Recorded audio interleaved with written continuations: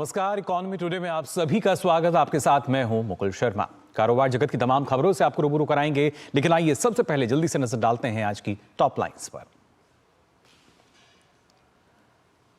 संसद के बजट सत्र का दूसरा चरण आज से होगा शुरू। बजट संबंधी विभिन्न अनुदान मांगों को चर्चा के बाद किया जाएगा पारित।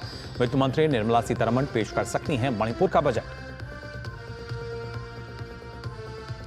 भारत और यूरोपीय आयोग के बीच प्रस्तावित मुक्त व्यापार समझौते के लिए ब्रसेल्स में शुरू होगी 10वें दौर की वार्ता। हाल ही में दोनों पक्षों ने समझौता पूरा करने पर जताई है सहमति। पीएम नरेंद्र मोदी जाएंगे 2 दिवसीय मॉरिशस यात्रा पर। क्षमता निर्माण, व्यापार और सीमा वित्तीय अपराधों से निपटने के क्षेत्रों में सहयोग पर होगी बातचीत। लघु एवं मध्यम उद्यमों को बढ़ावा देने के क्षेत्रों में कई अहम समझौतों की संभावना। और सप्ताह के पहले कारोबारी दिन बढ़त के साथ खुले भारतीय शेयर बाजार। शुरुआती कारोबार में सेंसेक्स करीब 78 अंक की बढ़त के साथ 74,411 पर, वहीं निफ्टी 29 अंक चढ़कर 22,582 पर कर रहा है कारोबार।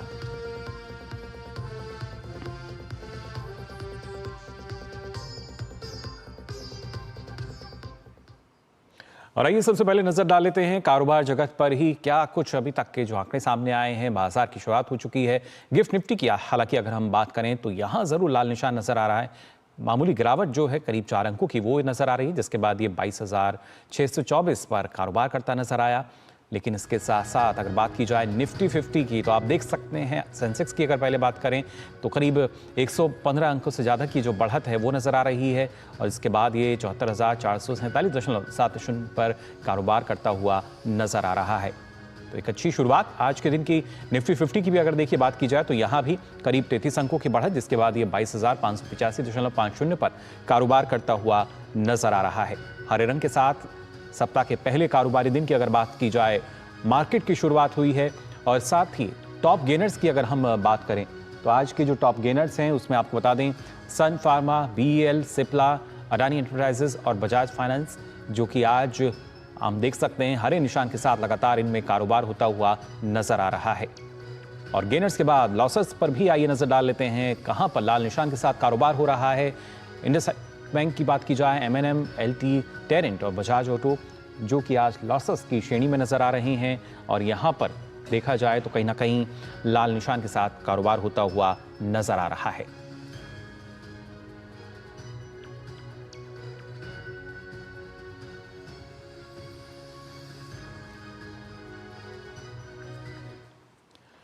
तो ये तो बात हुई मार्केट की, लेकिन आपको बता दें भारतीय शेयर बाजार के लिए पिछला कारोबारी हफ्ता मुनाफे वाला रहा। इसके कारण देश की शीर्ष 10 कंपनियों में से 7 के मार्केट कैप में करीब 2,10,255 करोड़ रुपए का इजाफा हुआ है। और इस तेजी में सबसे अधिक फायदा देश की सबसे बड़ी आईटी कंपनी टीसीएस और देश के सबसे बड़े सरकारी बैंक एसबीआई के निवेशकों को हुआ है।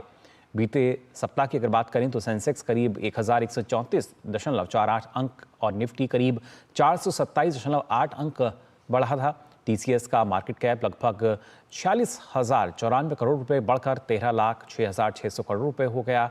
एसबीआई के मार्केट कैप की अगर बात की जाए तो करीब 39,715 करोड़ रुपए बढ़कर 6,53,952 करोड़ रुपए हो गया। टेलीकॉम कंपनी भारती एयरटेल के वैल्यूएशन में भी बड़ा उछाल देखने को मिला है। FMCG company, ITC, ICI bank और इसके साथ साथ हिंदुस्तान यूनिलीवर के मार्केट कैप में भी भारी बढ़ोतरी देखी गई है।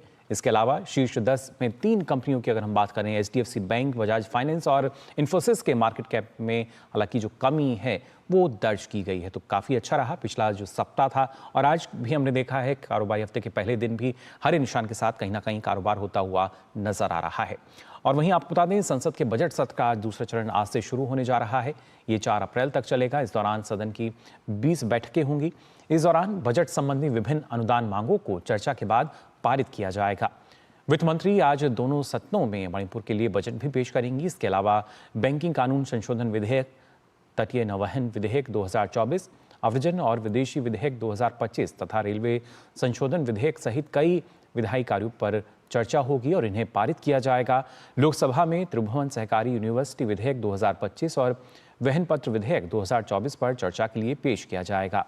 गृह मंत्रालय की ओर से पेश त्रिभुवन सहकारी यूनिवर्सिटी विधेयक 2025 के माध्यम से आणंद में स्थित इंस्टीट्यूट ऑफ रूरल मैनेजमेंट को यूनिवर्सिटी में बदलने का प्रस्ताव है। इस यूनिवर्सिटी के माध्यम से केंद्र सरकार के सहकार से समृद्धि के विचार को साकार किया जाएगा।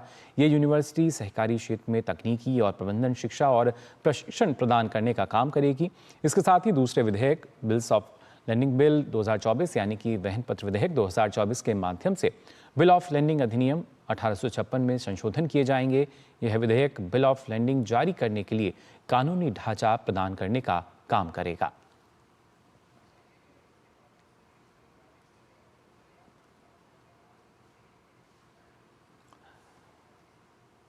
भारत और 27 देशों का यूरोपीय संघ यूएस से ब्रसेल्स में प्रस्तावित मुक्त व्यापार समझौते के लिए 10वें दौर की वार्ता शुरू करेगा। बातचीत में अगर देखा जाए तो बाकी मुद्दों को हल करने पर ध्यान केंद्रित करने की उम्मीद है, जिससे कि इस साल के अंत तक समझौते को अंतिम रूप जो है वो दिया जा सकेगा। खासतौर से यूरोपीय संघ के व्यापार और आर्थिक सुरक्षा आयुक्त मारोस सेफकोविक की हाल की यात्रा के दौरान दोनों पक्षों ने संतुलित और पारस्परिक रूप से लाभकारी व्यापार समझौते की दिशा में प्रयास तेज करने पर चर्चा की थी। ट्रंप प्रशासन की उच्च शुल्क की घोषणा के बीच प्रधानमंत्री नरेंद्र मोदी और यूरोपीय आयोग के अध्यक्ष उर्सुला वॉन डेर लेयन ने पिछले महीने इस साल तक भारत यूरोपीय संघ मुक्त व्यापार समझौते को पूरा करने पर सहमति जताई थी। भारत और यूरोपीय संघ के बीच एफटीए वार्ता 2013 में रुक गई थी, क्योंकि दोनों पक्षों के बीच बाजार खोलने के स्तर को लेकर मतभेद थे। हालांकि जून 2022 में वार्ता फिर से शुरू हुई। इसके अलावा निवेश सुरक्षा समझौते और भौगोलिक संकेत समझौते पर भी चर्चा हो रही है। वित्त वर्ष 2024 में भारत यूरोपीय संघ का कुल व्यापार 190 अरब डॉलर से अधिक का हो गया था।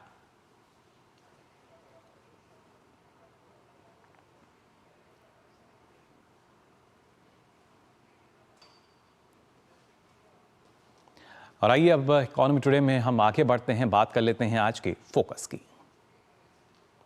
खास तौर से ये काफ़ी महत्वपूर्ण हो जाता है जब हम बात कर रहे हैं आज के फोकस को लेकर, जिसमें हम बात करेंगे मजबूत आर्थिक साझेदार भारत और मॉरिशस की। आखिर किस तरीके से दोनों देश जो हैं उनके बीच बेहतर संबंध नजर आते हैं। आर्थिक मामलों की अगर बात की जाए, कैसे दोनों एक दूसरे को परस्पर सहयोग दे रहे हैं। अलग अलग क्षेत्रों की अगर बात की जाए, ये काफ़ी महत्वपूर्ण है, तो इस पर आज आपको जानकारी देंगे।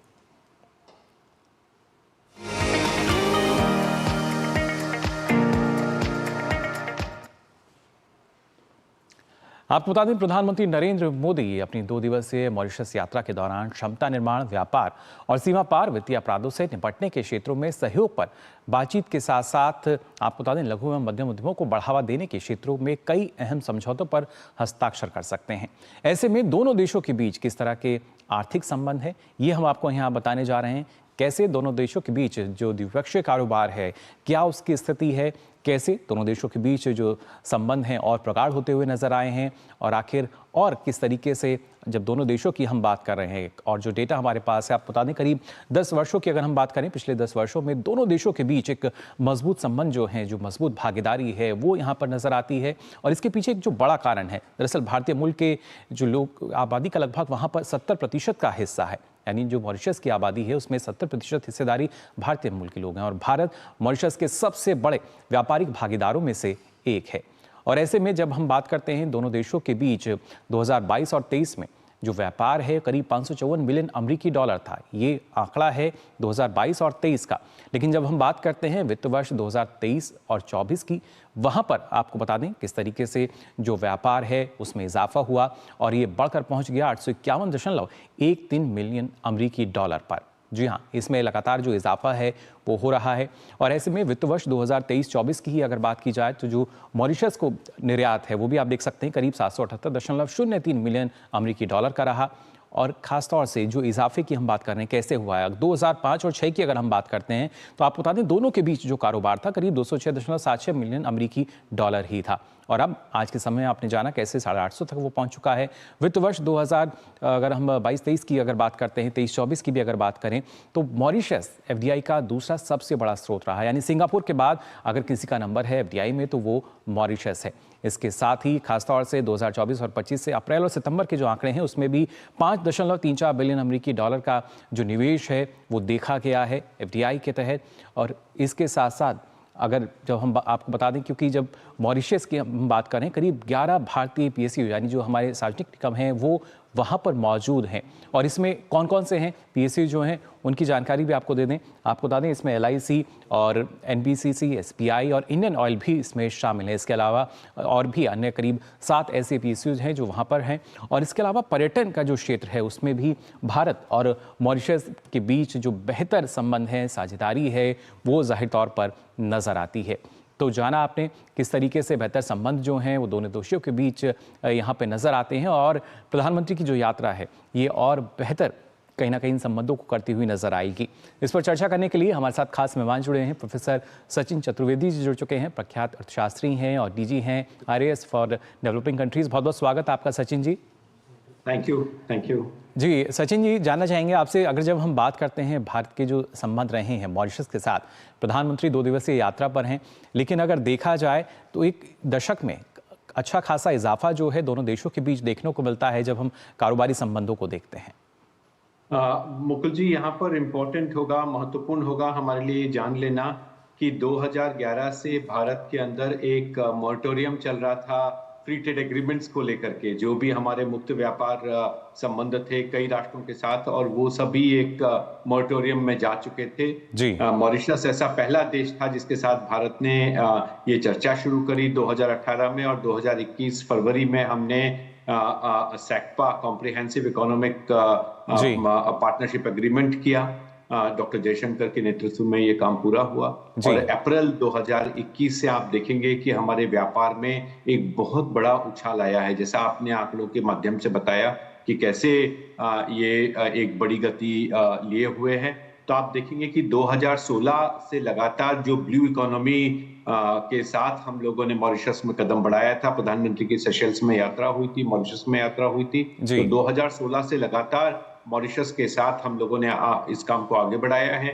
जो मनी ट्रिपिंग होता था, जो क्रॉस फॉरेन डायरेक्ट इन्वेस्टमेंट आता था, उसके लिए भी हम लोगों ने बायलैटरल टैक्स एग्रीमेंट करके उसको थोड़ी सी लगाम कसी है, जो कि टैक्स अवॉइडेंस का काम लगातार कई दशकों से चल रहा था और मॉरिशस उसका हिस्सा बन चुका था। मॉरिशस को कॉन्फिडेंस में लेकर के, विश्वास में लेकर के भारत ने वो बदलाव किया है, और मॉरिशस की आर्थिक प्रगति के लिए भी भारत ने लगातार प्रयास किया। तो सेक्पा के माध्यम से हमने इस काम को आगे बढ़ाया।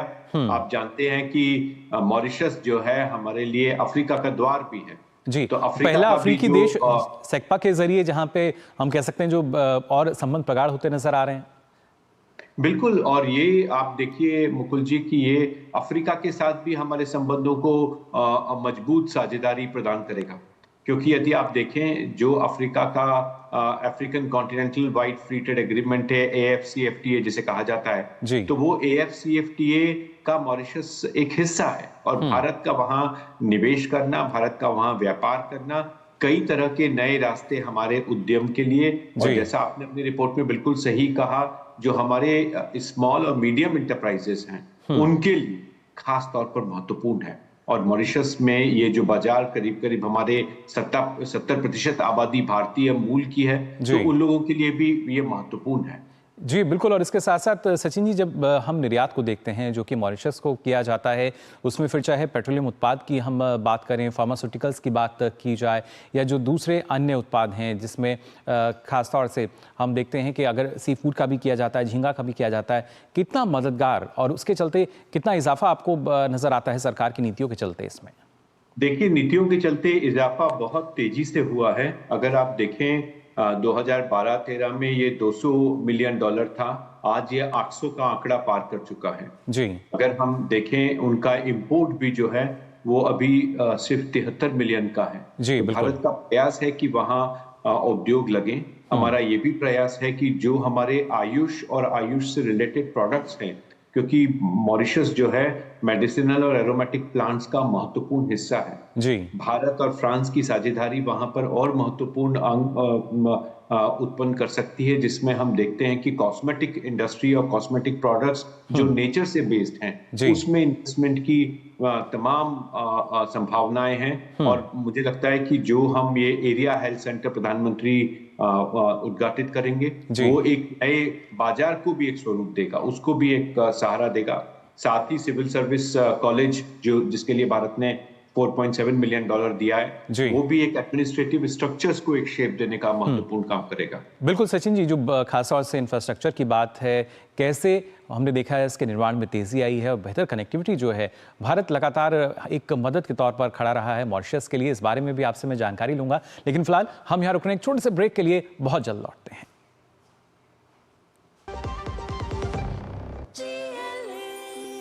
जो लक्ष्य चुना था समझ आने लगा है। जीएलए यूनिवर्सिटी, उच्च लक्ष्य की निश्चित प्राप्ति।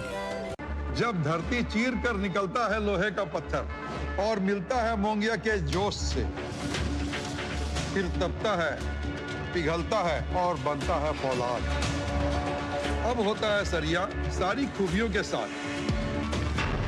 मोंगिया स्टील, मजबूत देश का मजबूत सरिया।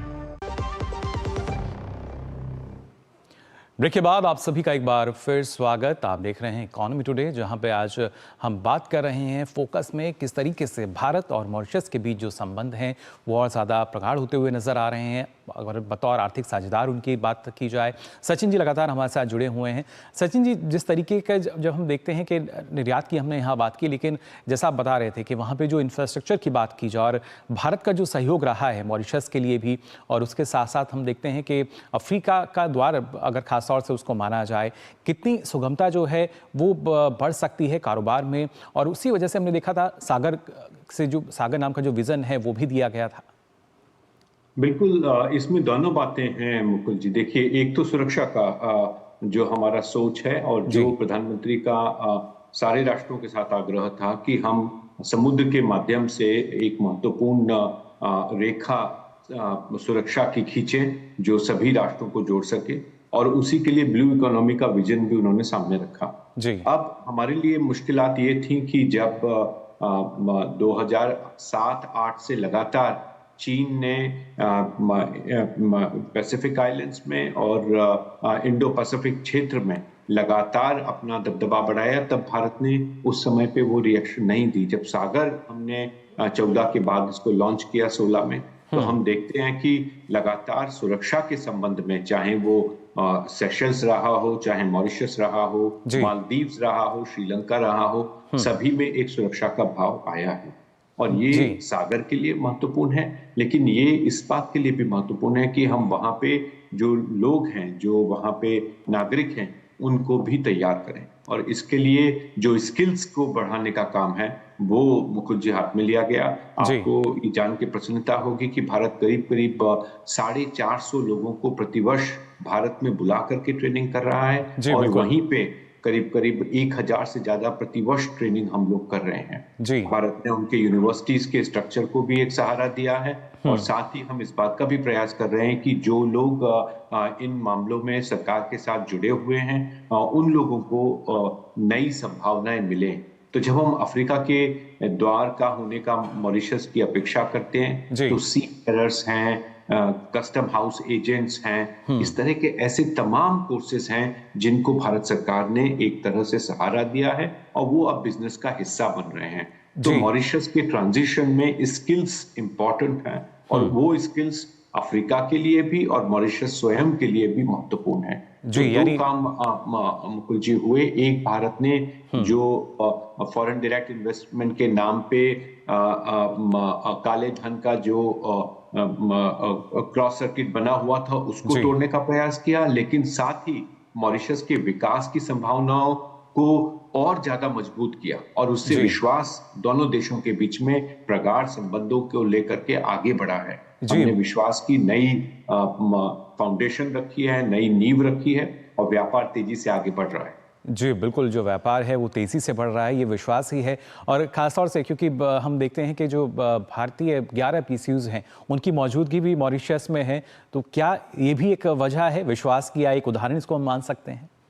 बिल्कुल, क्योंकि आप देखें, अगर पब्लिक सेक्टर एंटरप्राइजेस भी उसी पर्पस को आगे बढ़ा रहे हैं, व्यापार को भी और स्किल्स को भी, तो जो हम भारत में कह रहे हैं सबका साथ सबका विकास, वही हम अपने पार्टनर्स के साथ भी कर रहे हैं। और ये आपको याद होगा, जो voice of global south summit प्रधानमंत्री ने किया, उसमें प्रधानमंत्री ने एक बहुत ही महत्वपूर्ण कॉन्सेप्ट हमारे सामने रखा, और उसको कहा गया ग्लोबल डेवलपमेंट कॉम्पैक्ट। जिसका मतलब है कि हम उनके सर्वांगीण विकास के लिए प्रतिबद्ध हैं। उसमें उनकी स्किल्स भी हैं, उसमें ग्रांट के माध्यम से उनके संस्थाओं का विकास भी है, जहां आवश्यक है वहां कंसेशनल क्रेडिट भी है, जहां टेक्नोलॉजी ट्रांसफर करनी है वो टेक्नोलॉजी भी है, और जहां duty free quota free trade को लेकर के मार्केट एक्सेस भारत में देने की बात है, उसके लिए भी हम प्रतिबद्ध हैं।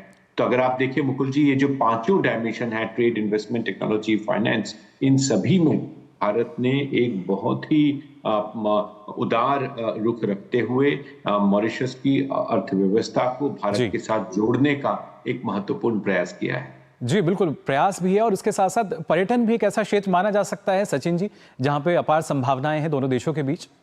बिल्कुल, आप देखिए भारत न सिर्फ पर्यटन को सहारा दे रहा है बल्कि एक फर्स्ट रिस्पॉन्डर के रूप में भी निकल रहा है। चाहे वो ऑयल स्पिल हुआ हो मॉरिशस में, अभी पीछे जब टूरिज्म को लेकर के उनके कंटेनर से ऑयल लीक हुआ, या कोविड क्राइसिस हुई, सुनामी के संबंध हुए, तो कई जगह पर भारत ने कई दफा लगातार एक फर्स्ट रिस्पॉन्डर का काम किया है। और मॉरिशस में टूरिज्म को डेवलप करने के लिए, मॉरिशस में हमारे टूरिस्ट को जाने के लिए रुपे और डिजिटल पेमेंट आर्किटेक्चर में, दोनों में भारत ने एक महत्वपूर्ण भूमिका निभाई है।